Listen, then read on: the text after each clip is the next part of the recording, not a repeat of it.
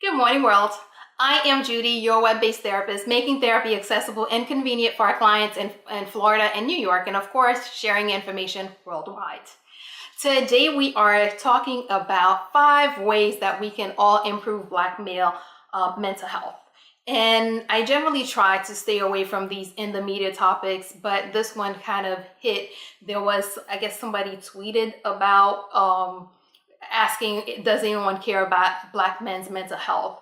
And that has sparked quite a bit of conversation, including a conversation that I ended up having earlier, which made me want to address this because yes, we do care. Everyone cares, even though some of us show it differently, or maybe some of us don't show it, but we do care. And that's why today we're talking about 5 things we can do to improve Black male mental health.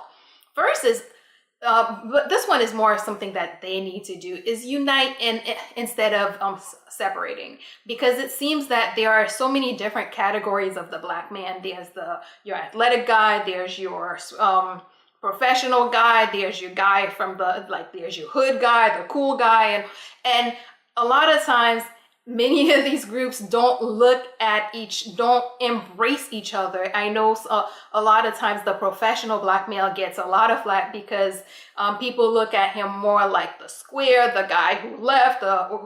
They give him all sorts of negative labels, which make that person feel more like an outsider.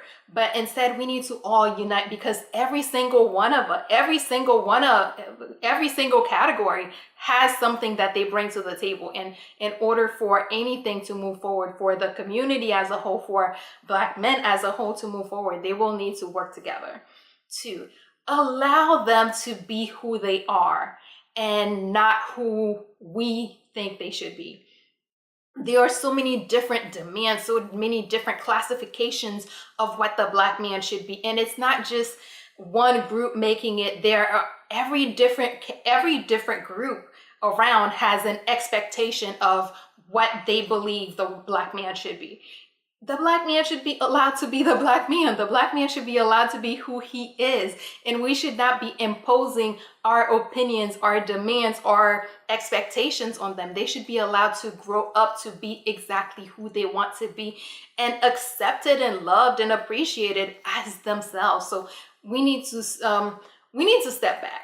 We need to step back and let Black men be Black men, and just let them be people. Just let them be human. Just let them be men. And one thing I always say, how that annoys me, is when people just look at a tall Black child and assume that, oh, this kid must be a basketball player. This kid must be some type of athlete. Or, no, he's not here on a basketball scholarship. He's here on an academic scholarship. Yes, that happens. And, we should, of course, make sure that we're not doing it, but we're not allowing others to do it, which, of course, brings me to my 3rd point. Speak life and positivity onto them and understand that they are human. And what I mean by that is don't allow people to speak anything negative onto our Black men, or we shouldn't be doing it to anyone to begin with, but since it is done so much to Black men, we need to make sure that we as a community, we as humans, we as people, we as a country are standing up and saying, hey, no, we don't accept that. I remember it's been a few years now where I saw a news report where the reporter started the piece with, I don't remember the whole story. All I remember is that she said that this young man was finding unlikely success. And for me, it hit home because later on, they showed how this guy is a business major, and he started a business which was successful.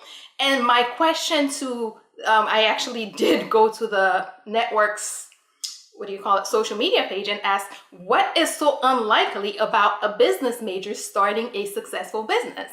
Because what they were implying, although she didn't realize that she was making that statement, but what she really said was, yeah, this kid from this area, this kid right here that we're looking at, is finding success as a businessman as opposed to an athlete. But we need to speak positivity. We need to speak life into our kids. And into Black men, because there are so many different opportunities, so many different places where they are getting flack, where they are getting put out, where the world is, I will admit, the world is not the nicest to our Black men. And I'm not saying that they are nice to anyone in particular, but I know that even though I know I don't get it as bad as they do, I know that most of us who are not Black men don't get it as bad. So it's important for us, whenever we can, to speak positivity, speak life, and uplift and encourage and breathe that positivity into them, and understand they're human. All that stuff that we say, all that stuff that people do, even though they are trained, they are told that they need to be able to handle it, that they got it, that hurts. So we need to be putting in that positivity and speaking life into Black men. 4, accept that they can, they may, or they may need help, and that it is okay. I don't know where people got the idea that Black men are so supposed to be unable, they can't need help. There's something wrong with needing help. There is absolutely nothing wrong with needing help, no matter who they are, including if you are a Black man. We need to make sure that we make it clear to them that it is perfectly normal, it is acceptable, that they may need help, and that when they do need that help, there's no stronger point that you could reach than when you realize, hey, I need help, and go out there and get that help. Our society has made it so that it feels more like a weakness for them to need help, but it is actually a strength for someone to realize, hey, I need help, and go out and get that help. Finally, be a safe place and stop propagating that stigma, the mental health stigma, which is even worse when, again, it's even worse for the Black male, because they are supposed to be that strong. They're expected to be that machine. How dare you, machine, go seek help for a problem? We need to stop spreading that negative idea, we need to stop propagating the stigma, and if we don't do that, we make it so much more difficult for them to actually go out and get the help, even when they know they need it, which is in part, which is causing them to suffer a lot more than they need to, and it's not fair. We need to stop. Yeah. Okay, quick recap, because I know that was super long. 1, Black men, you guys need to step it up, unite, whatever group, whatever category you feel you belong to. You need to realize that altogether there's one Black male, and you guys need to work together. 2, as a society, we need to allow Black men to be who they are and not who we or anyone else think they should be. 3, we need to be speaking life and positivity into our Black men, because we need to empower and encourage them. 4, we need to accept that they may need help, and when they do need help, it is perfectly okay for them to get that help. And 5, we need to be a safe place. We need to stop propagating the stigma against mental health, against mental illness, any type of stigma that gets in the way of their being able to get the help that they need when they need it.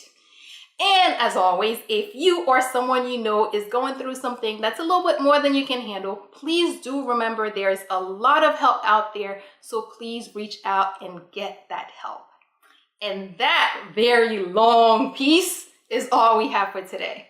Good morning, world. Have an awesome day.